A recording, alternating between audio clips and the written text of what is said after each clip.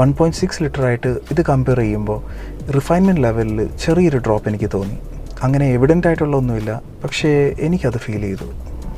പിന്നെ തോന്നിയൊരു കാര്യം, കുറച്ച് എഗ്രസീവായിട്ട് ഷിഫ്റ്റ് ചെയ്ത് ഡ്രൈവ് ചെയ്യുമ്പോൾ ഈ ഒരു ഹാൻഡ് റെസ്റ്റ് ഇടയ്ക്ക് ഇൻറ്റർഫിയർ ചെയ്യാറുണ്ട്.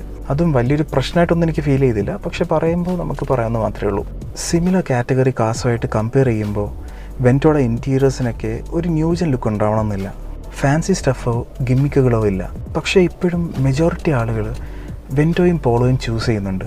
അത് ആക്ച്വലി വേറൊന്നും കൊണ്ടല്ല, it's all about driving dynamics and handling. അതുകൊണ്ടാണ് വെൻറ്റോ ഫീച്ചർ റിച്ച് അല്ലെങ്കിലും ഇപ്പോഴും എക്സിസ്റ്റ് ചെയ്യുന്നത്. അപ്പോൾ ഇത്രയേ ഉള്ളൂ ഇന്നത്തെ വീഡിയോ.